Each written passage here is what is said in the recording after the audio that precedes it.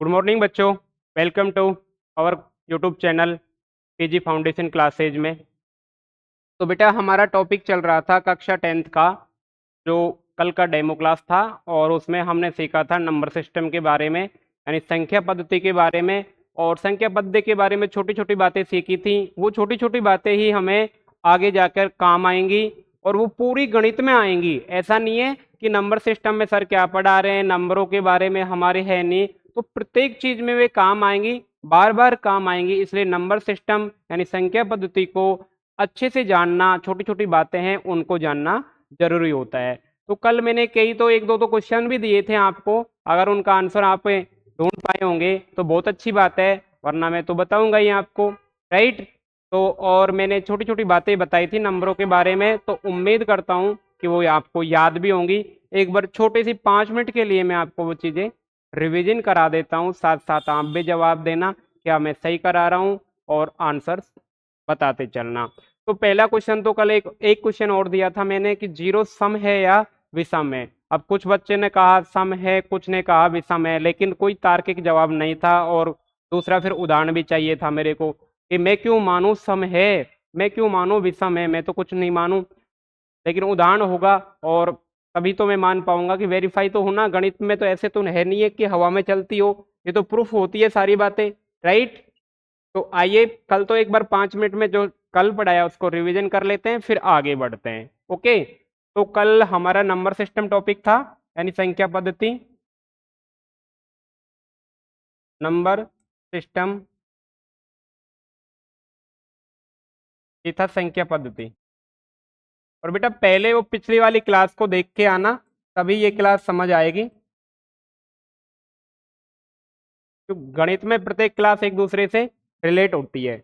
Okay. ये संख्या पद्धति थी, इसमें छोटी छोटी बातें समझाई थी मैंने कि नंबर सिस्टम क्यों कहते हैं इसको, कि किसी भी नंबर को जो रिप्रेजेंट करने का सिस्टम होता है या तरीका होता है उसे को हम नंबर सिस्टम कहते हैं। फिर नंबर सिस्टम में हमने छोटी छोटी चीजें यानी नंबरों के बारे में जाना। तो फर्स्ट नंबर के बारे में हमने जाना था, और वो फर्स्ट नंबर था हमारा प्राकृत संख्या। कौन सा था? प्राकृत संख्या। इसे बोला था natural number, natural number. Okay. और ये मैंने डेफिनेशन दी थी कि एक से शुरू होके अनंत तक जाती है, तो ये कहां तक चलेगी बेटा? एक से शुरू होके अनंत तक जाएगी, राइट। ऐसे चलते चलते कहां तक जाएगी? इनफाइनाइट तक। तो पहले तो यही था। फिर इसमें से हमने 3 क्वेश्चन निकाले थे कि सबसे छोटी संख्या जो निकल के आई थी, एक प्राकृत संख्या में सबसे बड़े तो है नहीं है कि अनंत आ रहा है, और इसको नोटेशन किससे बताया था, कि नोटेशन भी पूछा था कि मैंने नोटेशन किससे करते हैं, इसको प्रदर्शित किससे करते हैं, तो कैपिटल एन से, राइट। इसके बाद में आया था होल नंबर, जिसे कहते हैं पूर्ण संख्या, होल नंबर, पूर्ण संख्या। और इसको शुरू करी थी बेटा जीरो से, 1 0 1 2 3 4, और ये भी कहाँ तक गई थी? अनंत तक। फिर इसका नोटेशन पूछा था मैंने कि नोटेशन क्या होगा, तो नोटेशन आपने बताया था कि सर क्या होगा? डब्लू होगा कैपिटल में। ओके, ये कैपिटल में डब्लू होगा। इसमें फिर मैंने 3 क्वेश्चन करे थे, सबसे छोटी संख्या और सबसे बड़ी संख्या, और नोटेशन करा था। तो सबसे छोटी तो जीरो हो जाएगी, बड़ी संख्या बेटा होती नहीं है। ओके।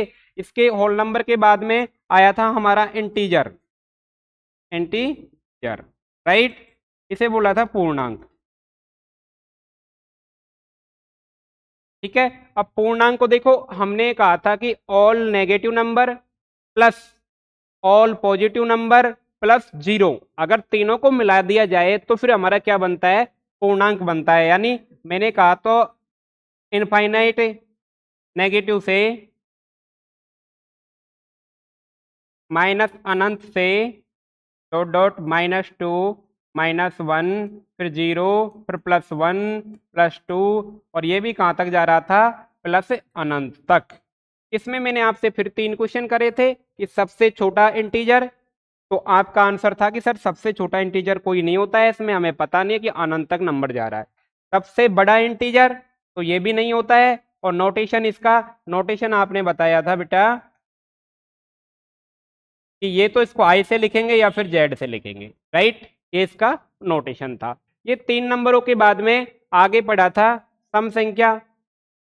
ओके, सम संख्या के बारे में पढ़ा था, है ना। तो फिर सम संख्या आई और सम संख्या में आपने दिया था कि वो नंबर जो कंप्लीटली 2 से डिवाइड हो जाए, वो कौन से नंबर जो कंप्लीटली 2 से डिवाइड हो जाए, जो क्या कहलाते थे, सम संख्या कहलाते थे। और सम संख्या हमारी शुरू हुई थी बेटा 2 से, 2 4 6 8, इस प्रकार ये सम संख्या का हुआ था। इसके बाद में पढ़ा था हमने विषम संख्या, इसे बोलते हैं ऑड नंबर, राइट। तो विषम संख्या में हमने पढ़ा था कि, और इसका परिभाषा दिया था कि वो नंबर जो 2 से पूर्णतः विभाजित नहीं होते वो क्या कहलाते हैं, विषम संख्या कहलाते हैं। तो वो हमारी शुरू हुई थी 1 से, 1 3 5 7, इस प्रकार चलती गई थी, राइट। सम विषम पढ़ ली थी। उसके बाद में हमने एक और पढ़ा था, तो वो था हमारा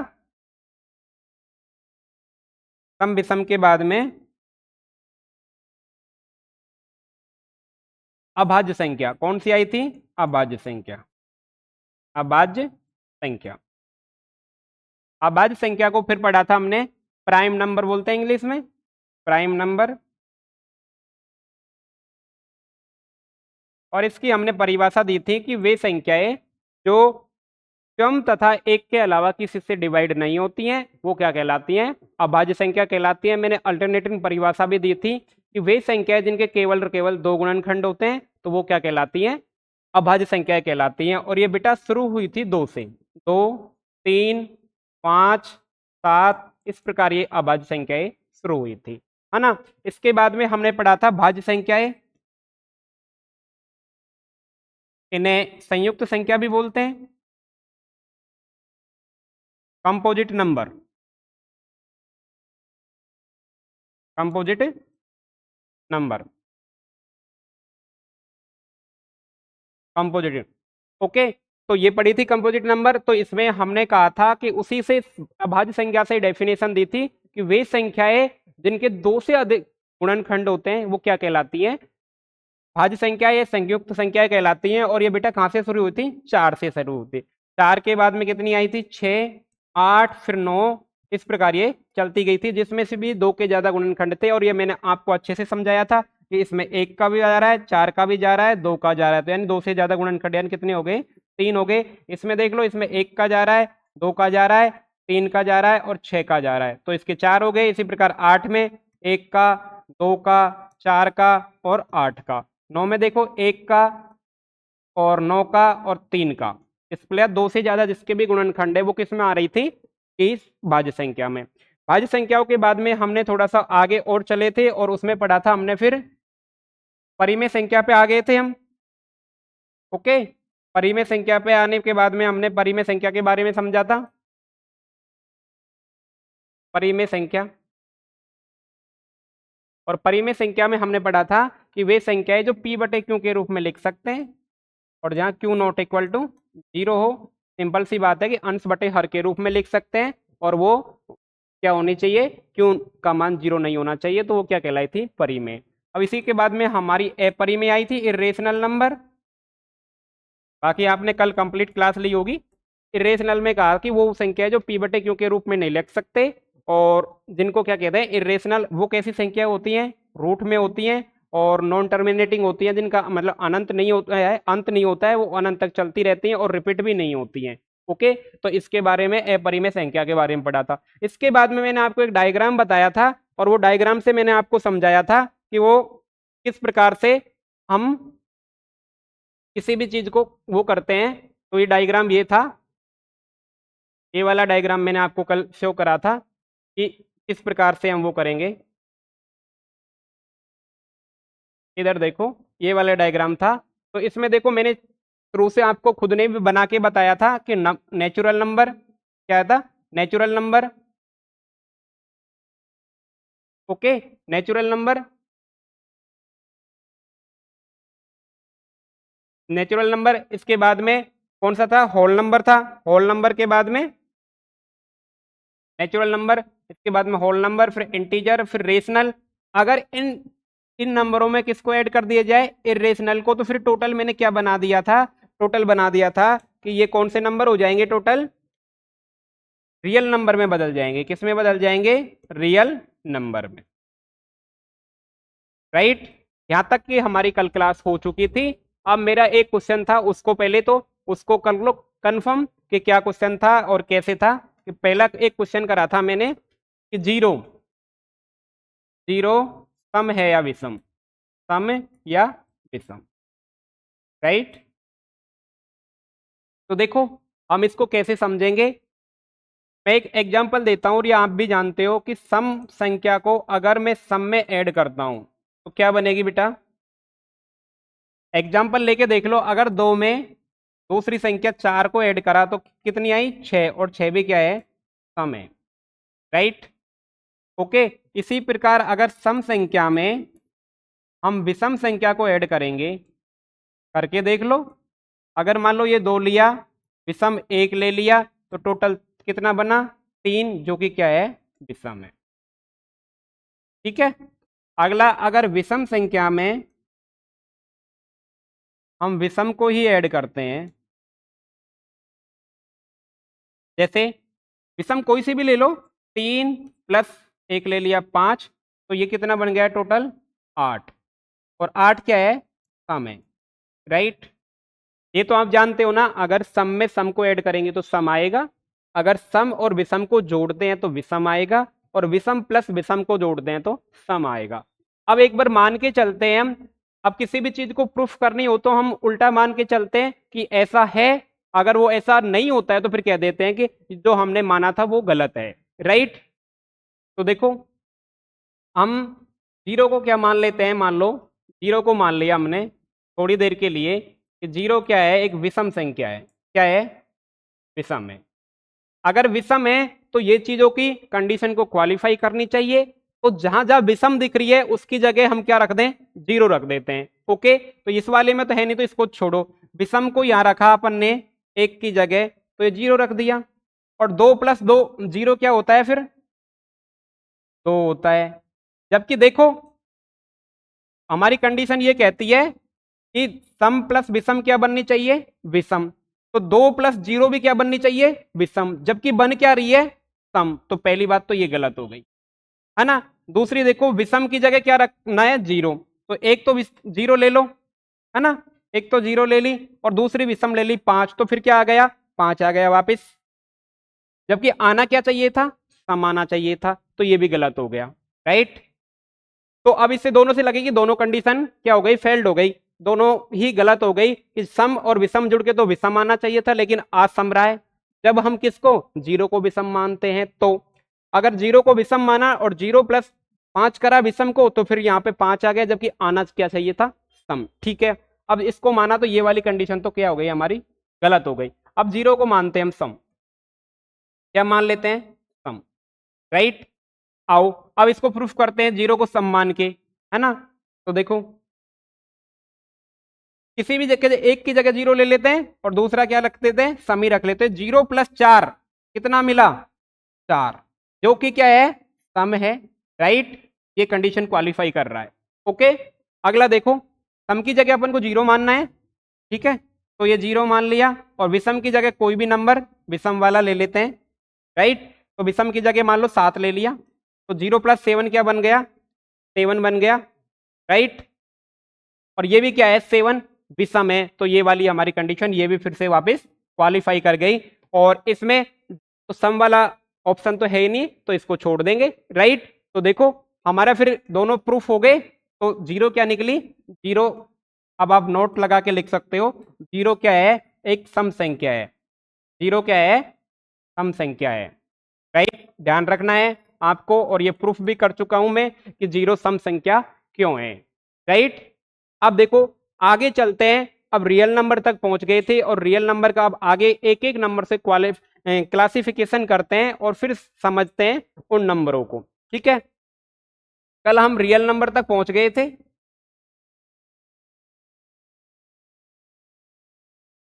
तो रियल नंबर को दो भागों में बांट देते हैं। अभी आगे जाके एक एक पार्ट में और डिवाइड करते चलेंगे, प्रत्येक का क्लासिफिकेशन अच्छे से करेंगे, ओके। तो एक रियल नंबर को हम बांट देते हैं डेसिमल में, डेसिमल यानी दशमलव में। ओके, अब इसको मैं दशमलव की जगह फ्रैक्शन कह दूं तो भी कोई वो नहीं है, फ्रैक्शन। ओके, और दूसरा बांट देते हैं इसको इंटीजर में,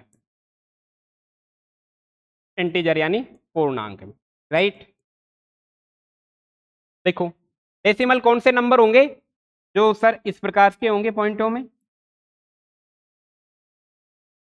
ठीक है, इस प्रकार के। ओके, अब देखो इसको फ्रैक्शन क्यों बोला मैंने कि डेसिमल को हम फ्रैक्शन में चेंज कर सकते हैं। सर कैसे, तो देखो 0.5 है, 0.5 है, इसको हम चेंज करेंगे तो हमें पॉइंट हटाना आता है। ओके, तो पहले नंबर को लिखते हैं, पॉइंट की जगह 1 लगाते हैं, पॉइंट के बाद में जितने अंक होते हैं उतने 0 लगा देते हैं। तो एक अंक है पॉइंट के बाद 5 तो लगा दिए, 5 एकम 5, 5 दूनी 10, तो 1/2 हो गया। तो ये भिन्न के रूप में बदल गया कि नहीं बदल गया, तो 1/2 में बदल गया। अब देखो बेटा, अब 1/2 में बदल गया तो हम यूं भी कह सकते हैं कि दशमलव यानी डेसिमल वो होती है रेशनल नंबर, कि उसकी परिभाषा क्वालिफाई कर रही है। यहाँ पे देखो P/Q के रूप में हो गया ना, P/Q के रूप में, Q भी जीरो नहीं है, तो हम ऐसे कह सकते हैं कि ये क्या हो गई, परिमेय संख्या हो गई।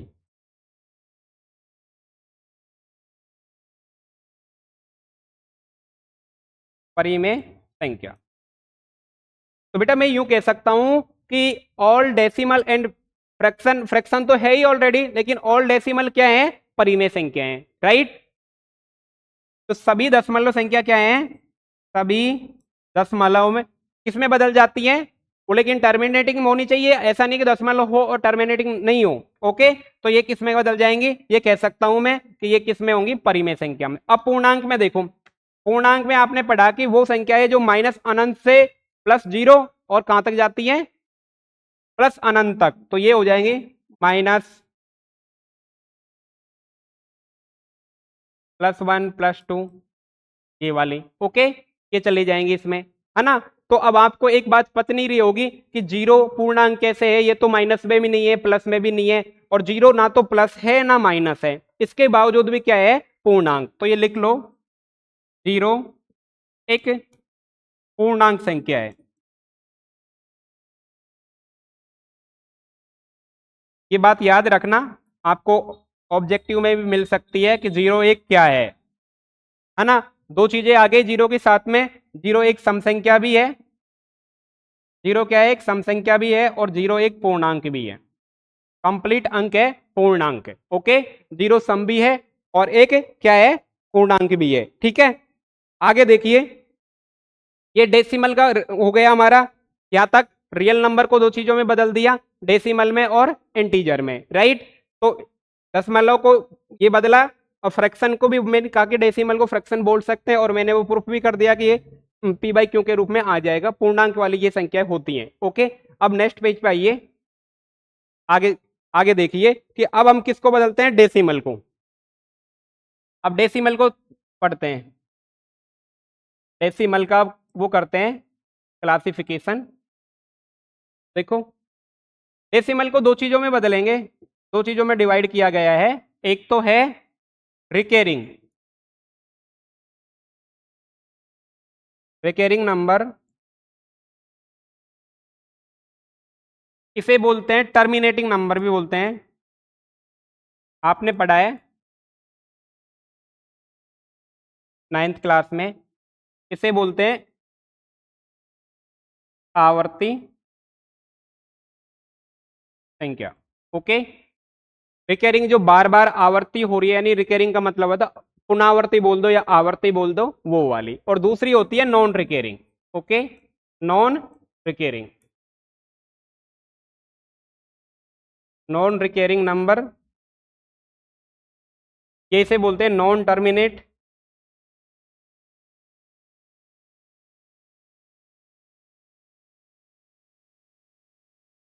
इसे बोलते हैं अनावर्ती। ओके, ठीक है। अब देखो इसमें कौन कौन से नंबर आएंगे, रिकरिंग में कौन से आएंगे और नॉन रिकरिंग में कौन से आएंगे। ओके, तो आवर्ती वाले नंबर देखो, जिस प्रकार 0.1 लिख दिया, और आगे बोला है कि टर्मिनेटिंग यानी उनका अंत भी होना चाहिए। ऐसा नहीं कि आवर्ती तो हो रही है लेकिन अंत नहीं हो रहा। ऐसे लिख दिया 2 2 2 2 ये ओके, और लिख दिया 0.56। अनावर्ती में वो नंबर होंगे बेटा जो क्या होंगे, टर्मिनेट नहीं होंगे, यानी उनका अंत नहीं होगा और बार बार वो रिपीट भी नहीं होंगे, बार बार इस प्रकार चलते ही जाएंगे। जैसे पाई का मान आप बोल सकते हो, पाई का मान हर बार कुछ नए नंबर आते जाएंगे। ओके राइट, तो ये हो गया हमारा रिकरिंग यानी टर्मिनेटिंग नंबर, आवर्ती और अनावर्ती वाले।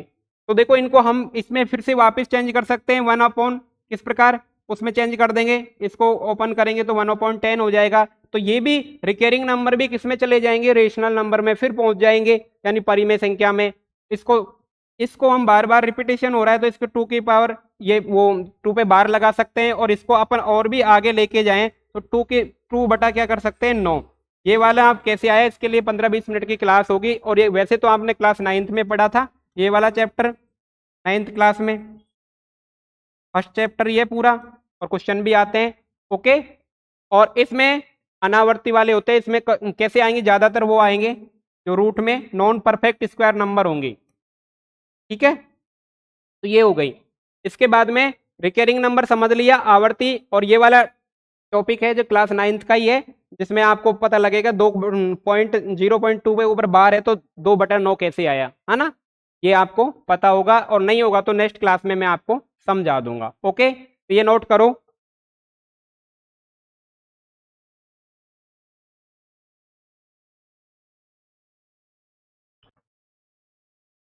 आगे देखिए, अब हमारा क्वेश्चन आता है कि दो संख्याओं के बीच में, जैसे दो संख्या ए व बी के बीच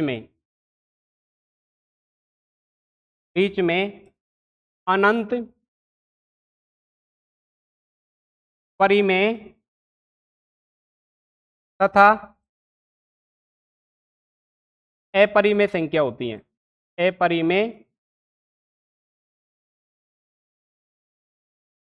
संख्या होती है।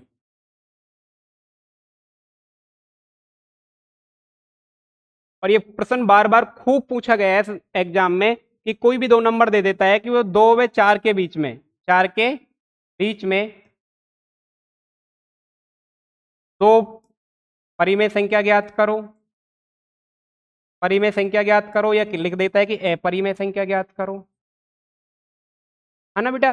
तो देखो इनको किस प्रकार करेंगे, इनका भी फिक्स फॉर्मूला है, उस पर भी आप कर सकते हो, और दो तरीके हैं, कोई सा भी आप अपना सकते हो। तो देखो परिमेय संख्या के लिए कौन सा हम करेंगे कि दो नंबर जब आपको दिए हो ए व बी, ए व बी, अरे ए बी का मतलब है कि कोई भी दो नंबर 4 6 दे दे, 5 और 7 दे दे, उनके बीच में कोई दो नंबर, तो इसका होता है ए के प्लस बी, और नीचे होता है के प्लस 1, जहां के का मान होता है 1 2 3।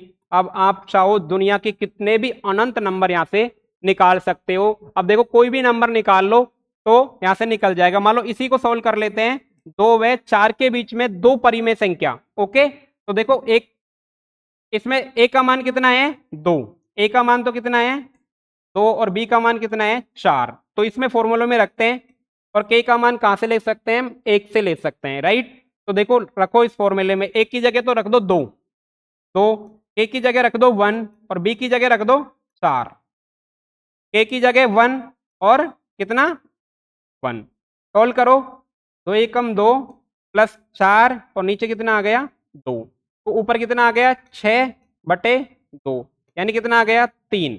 अब 3 देखो फिर वही बात आ गई, मैंने आप पिछली संख्या समझाई थी, आप कहोगे कि ये तो पूर्णांक है ना, तो लेकिन मैंने बात बताई थी आपको कि प्रत्येक संख्या, और ये नेचुरल नंबर में भी आती है, तो इसके नीचे हम 1 लिख सकते हैं और 1 लिख सकते हैं, तो ये p/q के रूप में चले जाएगी, और ये क्या हो जाएगी परिमेय संख्या। तो ये वो डायग्राम इसी को समझा रहा था कि बार बार कि नेचुरल नंबर भी क्या होगी परिमेय संख्या होगी, पूर्ण नंबर भी क्या होगी परिमेय संख्या होगी, ये बात मैंने आपको अच्छे से बताई थी। अब इसी में आगे देखो,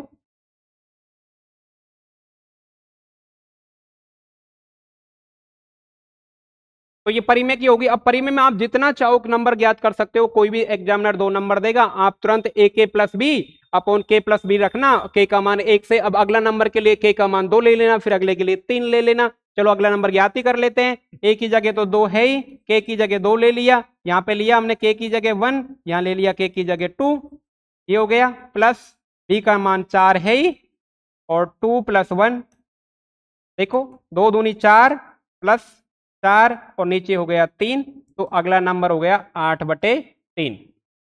अब आप वेरीफाई भी कर सकते हो, क्या 2, क्या अपना 3 आया आंसर, यहाँ पे 3/1 आया, क्या यह 2 और 4 के बीच में ही है? हाँ, 2 और 4 के बीच में ही तो है 3, राइट। इसी प्रकार देखो 8/3 है, इसको वेरीफाई कर लो।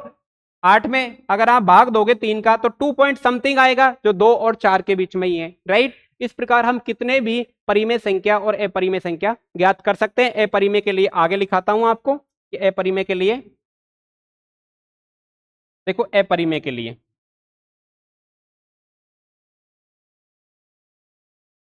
साथ साथ नोट भी करते चलना और अच्छे से नोट्स बनाना। अपरिमेय संख्या का, जब अपरिमेय संख्या, 2 अपरिमेय संख्या हो, उनके बीच में 2 नंबरों के बीच में अपरिमेय संख्या ज्ञात करनी हो, तो देख कौन सा होगा, ये होगा ए बी के ऊपर 1/2, ए बी के ऊपर 1/3। इस प्रकार हम चलते जाएंगे और वो हमारा क्या निकलते जाएगी, अपरिमेय संख्या निकलता है। 2 नंबरों को मल्टीप्लाई करेंगे, उसका ए बी के बटे 1 इसका मतलब है कि 1 √ ए बी, इसका मतलब है cube root of A B, right. इस प्रकार हम निकालते चलेंगे, सारे हमारे अपरिमेय संख्या निकल जाएगी। और ये क्वेश्चन आपको कक्षा 9th में 10th में 100% देखने को मिल जाता है एक नंबर में, कि किन्हीं 2 नंबरों के बीच में एक अपरिमेय संख्या ज्ञात करिए या परिमेय संख्या ज्ञात कीजिए, राइट। तो दोनों क्लासों के लिए इंपॉर्टेंट है, एक बार नोट कर लीजिए।